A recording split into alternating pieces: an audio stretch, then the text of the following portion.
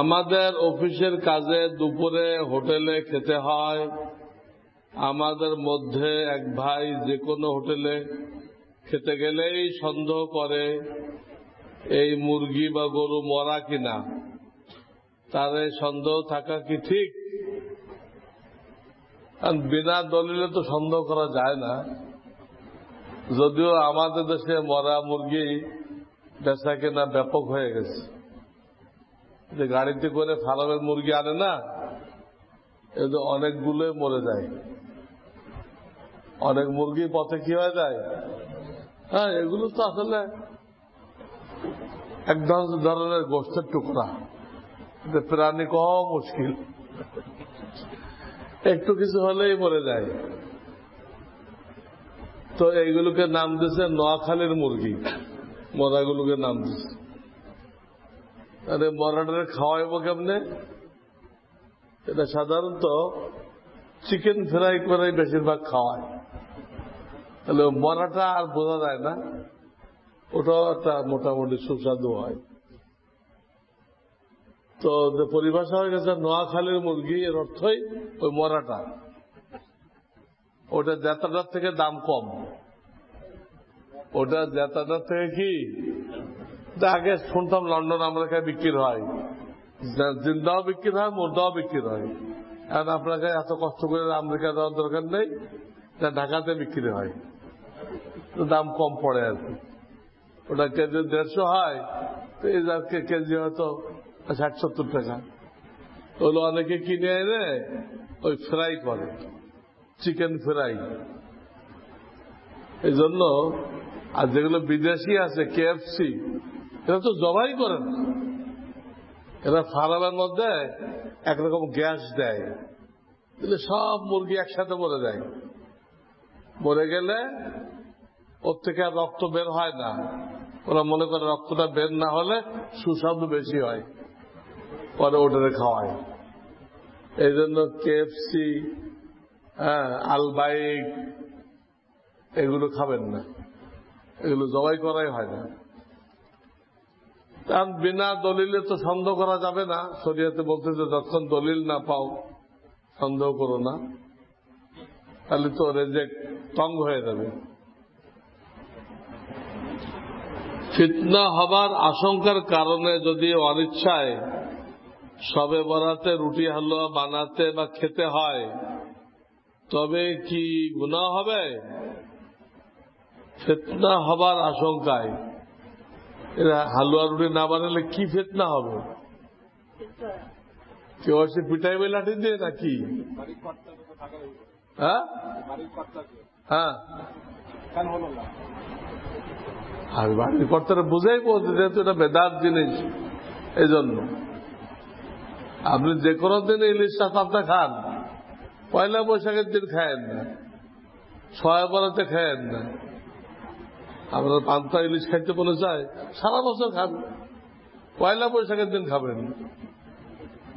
আর হিন্দুরা যে শাড়ি পরে, আমাদের মেয়েরা ওই শাড়ি পরে, হলুদ শাড়ি, এগুলো পরবেন। এই ফিতনাটা গলত, আপনাকে বুঝাইতে হবে। 21শে ফেব্রুয়ারিতে শহীদ মিনারে ফুল দিলে, পয়লা বৈশাখের অনুষ্ঠানে শরিক হলে কি মানারা হয়ে যায়? এখন বয়ান হলো কি? জুমার আগে বয়ানটা কি হলো?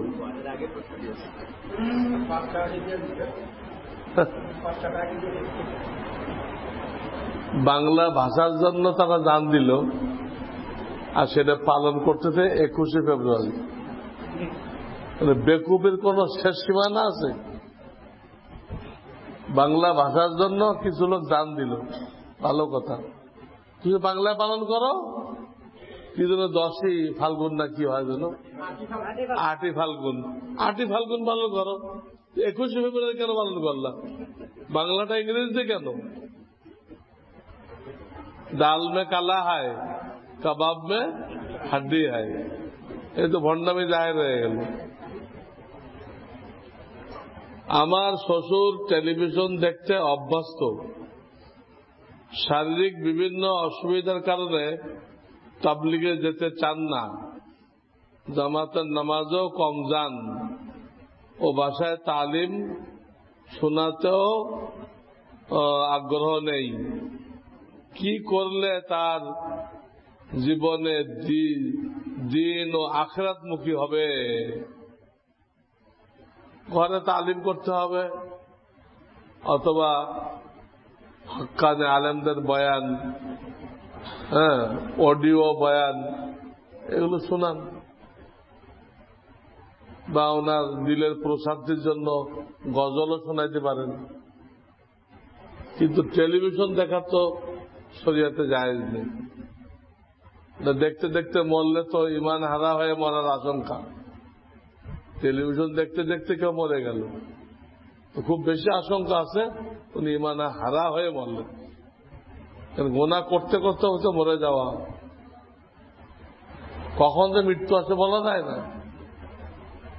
আমরা দাড়ি কেন রাখছি? মৃত্যুর দিন যেন দাড়ি থাকে আমার মুখে, আর মৃত্যু কবে আসবে জানা নেই, আগের থেকে রাখতে হবে, আগের থেকে রাখতে হবে।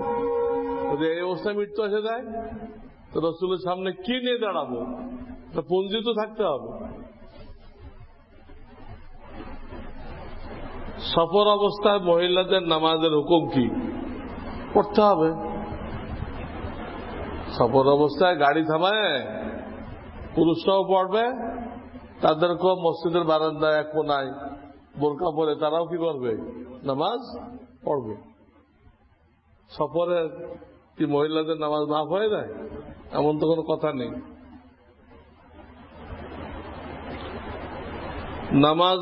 জামাতে নামাজ পড়ার সময় যদি কেউ বায়ু ত্যাগ করে, ওই অবস্থায় নামাজি ব্যক্তির কি করণীয়?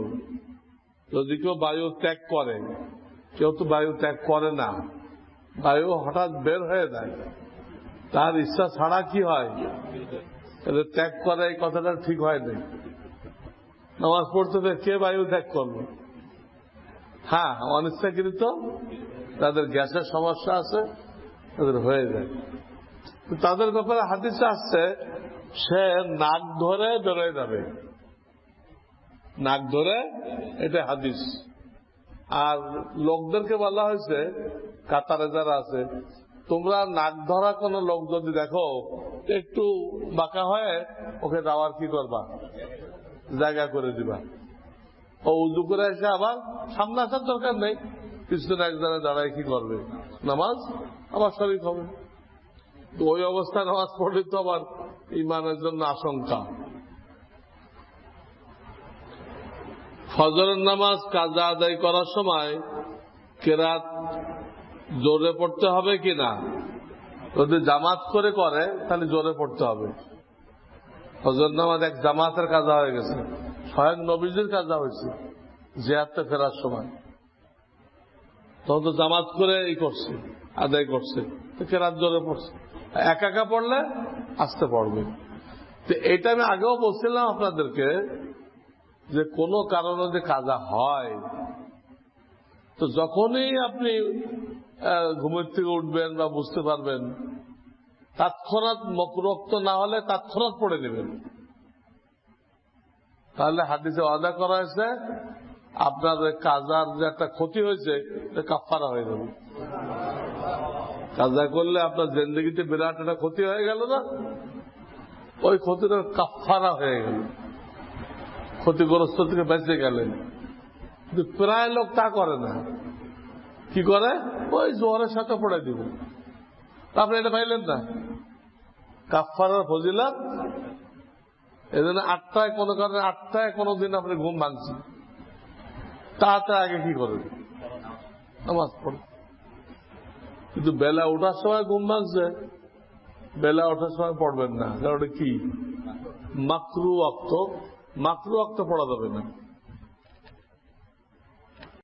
এক ভাই চাকরি করে কিন্তু ওই আয় দিয়ে সংসার চলে না, তার বিবি ব্যবসা করে, কোন পুরুষের সাথে মোবাইলে কথা বলে কিন্তু দেখা করে না, এই ক্ষেত্রে তার বিবির এই আয় করা কি ঠিক?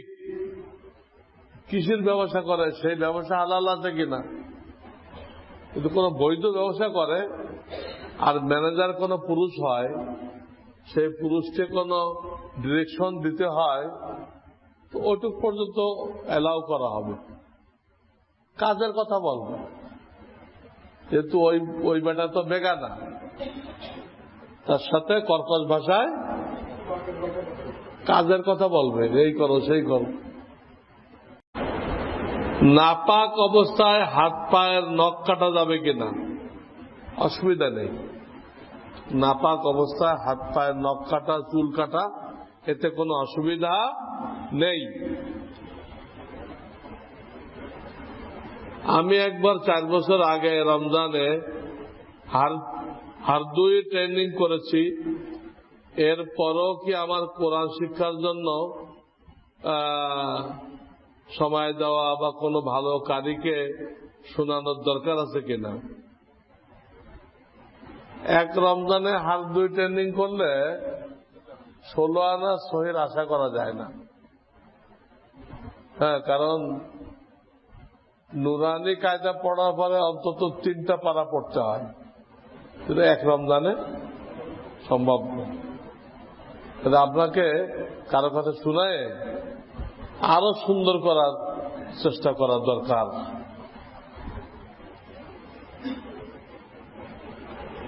মা বাবা থাকলে পীর ধরতে হয় কিনা বা হয় না, এ কথা ঠিক কিনা? মা বাবা এক জিনিস, পীর আর এক জিনিস। পীর হলো আত্মশুদ্ধির জন্য। আমার দিলে 10টা রোগ আছে, হিংসা, বিদ্বেষ, রাগ, অহংকার, লোভ লালসা, এইগুলো কল থেকে দূর করার জন্য হলো হক্কানি পীর। এখন কারোর বাপ যদি পীর হয়ে থাকে হক্কানি, তাহলে তার ওই পীরই যথেষ্ট। তো সবার বাপ কি হক্কানি পীর নাকি? পীরই না, হক্কানি তো পরের কথা। মানিকগঞ্জে কোন কোন গ্রামে 12 জন পীর আছে, সব ভণ্ড, সব ভণ্ড। প্লেনে চলার সময় কোন দোয়া পড়তে হবে? প্লেন যখন জমিনে দৌড় দিবে তখন পড়বেন সুবহানাল্লাযী সাখখারা লানা হাযা ওয়া মা কুন্না লাহু মুকরিনিন ওয়া ইন্না ইলা রাব্বিনা লামুনকালিবুন। লা টান দিবেন না, লামুনকালিবুন। আর প্লেন যখন হাওয়ায় উড়বে তখন পড়বেন বিসমিল্লাহি মাজরাহা ওয়া মুরসাহা ইন্না রাব্বী লাগফুরুর রহিম। জমিনে চললে ওটা থাকে বাস, হাওয়ায় উঠলে ওটা হয় জাহাজ, স্টিমার। স্টিমার পানিতে ভাসে, ওটা কোথায় ভাসে? হাওয়ায় ভাসে। এই জন্য স্টিমারের দোয়া পড়তে হবে। আমি প্রায় স্বপ্নে দেখি আমি আমার দাড়িগুলো কেটে ফেলছি।